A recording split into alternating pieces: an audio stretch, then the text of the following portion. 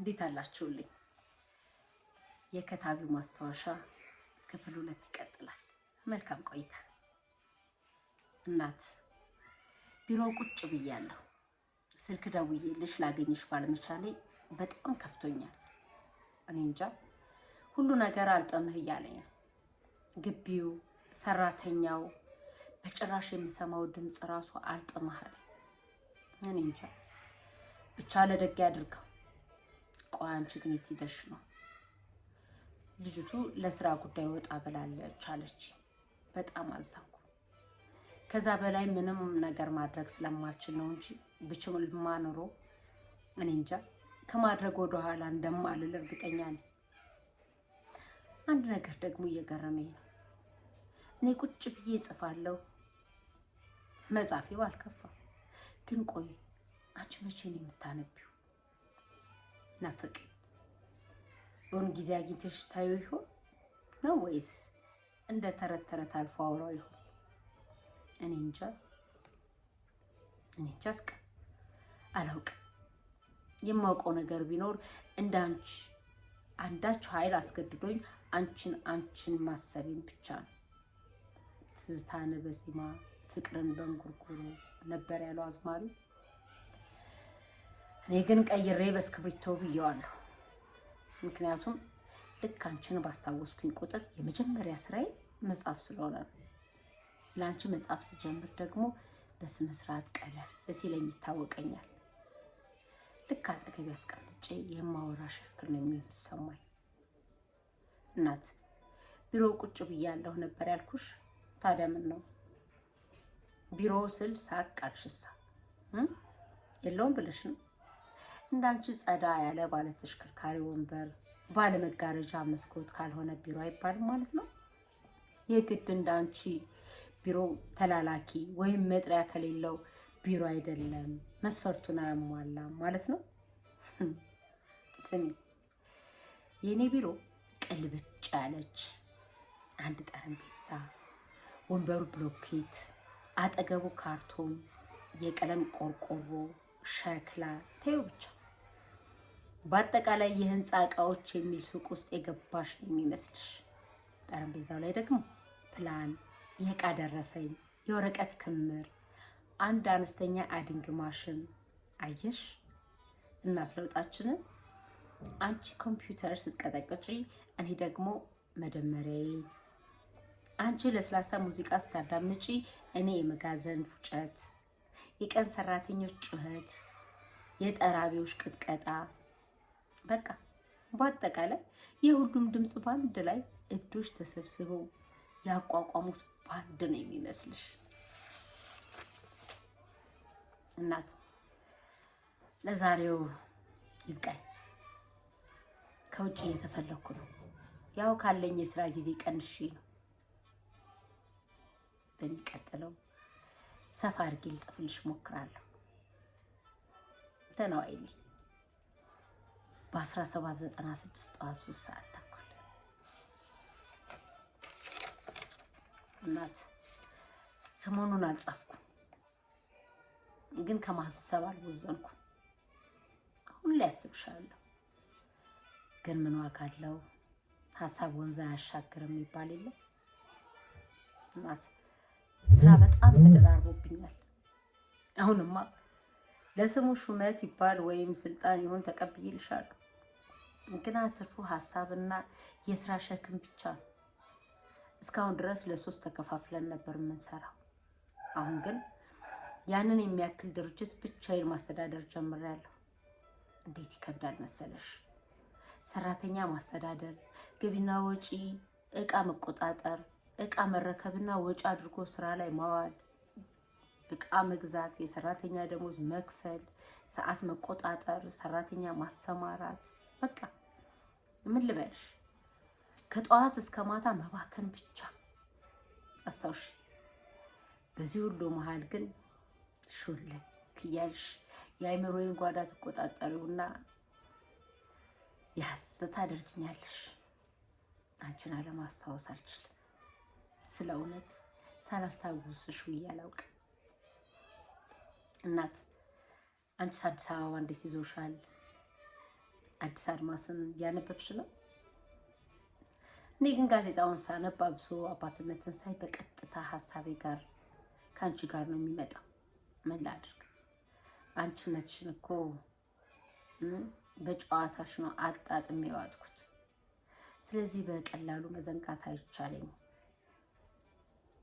ስለ እውነት በጣም ደክሞኛል። ሰውነቴ ሁሉ ዝሏል። እጆቼ እየተንቀጠቀጡ መጽሐፍ ሁሉ እያቃተኝ ነው። ግን ጭንቅላቴ መዓት ነገር ብዙ ትዝታ እያፈለቀ ነው። ልቋቋመው አልቻልኩም። አቃተኝ። እናት ሳልወድቅ ለዛሬው እዚህ ጋር ላቁም። ደህና ደሪልኝ። በ596 2 ሰዓት ከ20 ተጻፈ።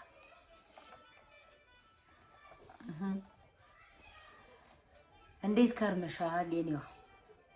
የግንቦትን ፀሐይ እንዴት አሳለፍሽው? ይቅርታ ለካ አንቺ ከፀሐይ ጋር አትገናኙ እንደኔ መስሎኝ። ባለፈው በትንሹም ቢሆን ስላለሁበት ሁኔታ ነግሬሽ ነበር። ደግሞ እስኪ ስለምኖርበት አካባቢ ወይም ስለምኖርበት ግቢ ላውቃሽ። ያለችውን ቦታ ሁሉ ቤት መስሪያ ነው ያደረጓት። ከፊት ለፊቴ የሰዎች መኖሪያም መነገጃም የሆነው ትልቅ ቤት አለ። ከጀርባ በሁለት መደዳ የተሰሩ ትንንሽ ክፍሎች አሉ። በቃ አንድ አልጋ ብቻ የሚያዘርጉ ወይም ደግሞ ጠባብ ቤርጎ፣ ከነሱ ቀጥሎ የባለቤቶቹ ኩሽና፣ የከብቶቹ ማጎሪያ፣ ምን ልበልሽ ቦታ ሁሉ ተይዟል። እዛ ግቢ የምንኖር 10 ወንድ ላጤዎች የተለያየ ቦታ የምንሰራ ግን በአንድ ግቢ የምንኖር 3 በጣም ትላልቅ ሰዎች ናቸው። ቤት፣ ትዳር፣ ከተማ ጥለው የመጡ ሲሆኑ ሌሎቻችን ግን ላጤዎች ነን። ማታኛ ግቢ ስትገቢ የምትሰሚው የሬዲዮ ጣቢያ አይነት የለም። እስኪ ለዛሬው ስለ እኔ ጎረቤት ልንገርሽ። የሃይ ስኩል መምህር በእድሜም ቢሆን ይወልደኛል። በጣም ነው የማከብረው። ቤት ውስጥ ነው አብስሎ የሚመገበው። እኔ ደግሞ ውጭ ነው የምበላው። ማታ ደግሞ ልተኛ ስመጣ እሱ ገና እራቱን ሊያበስል ሽንኩርት ሲከትፍ፣ ቲማቲም ሲቀጠቅጥና አንዴ ሽሮ ሲገነፍልበት፣ አንዴ ማንኪያው ሲወድቅበት፣ በቃ ምን ልበልሽ መተኛት አልችልም። ምን እንደሚያበስል አላውቅም፣ ግን ሁሌ ሲንደፋደፍ ይመሽለታል። ደግሞ የሚገርመው የእንቅልፉ ፍጥነት እንደዛ ረብሹን የመክተፊያው ድምፅ ጋፕ ከማለቱ ራቱን በላ አድርጎ በቃ ለጥ የምትሰሚው ራዲዮኑን አልፎ የሚመጣውን ማንኮራፋቱን። ሬዲዮኑ እንኳን አይዘጋም። ሌሊቱን ሙሉ የሚዘጋው አቶ ሲጮህ፣ እኔም ስናደድ ቆይና እንቅልፍ ገና ሸለብ ሲያደርገኝ ደግሞ የፈረደበት መክተፊያ መጮህ ይጀምራል። ብንን ስል በቃ ተነስቶ ቁርስ ማብሰል ጀምሯል። እንግዲህ አየሽልኝ አይደል እናት? ጎረቤቴ ይሄ ቁጥር 2 ቤርጎ ውስጥ ያለው አሉ ሌሎቹ። በአይነት አስኮመኩምሻለሁ። ለዛሬው ግን ይብቃ። የሌሎቹን በሌላ ቀን። ደህና ደሪልኝ። ግንቦት 96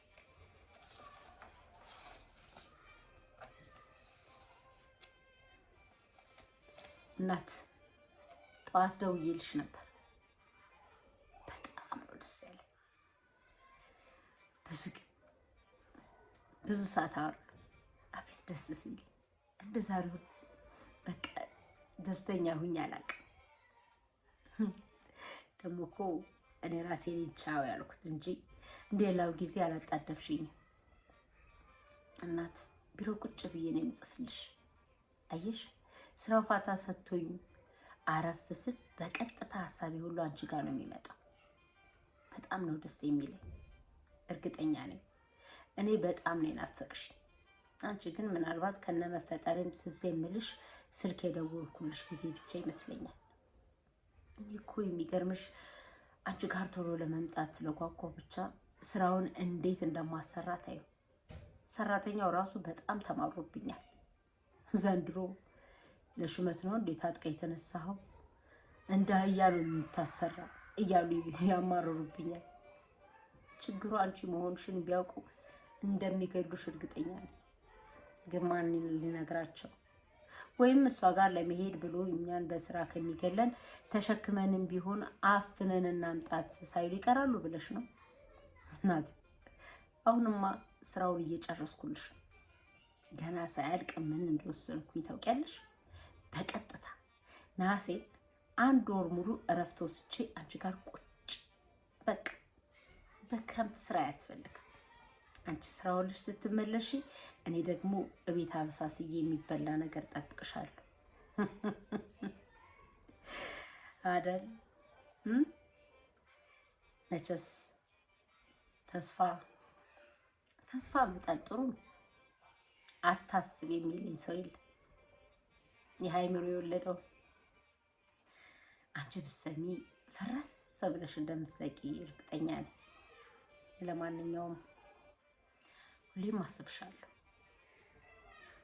በያዙ 96 ከቀኑ 10 ሰዓት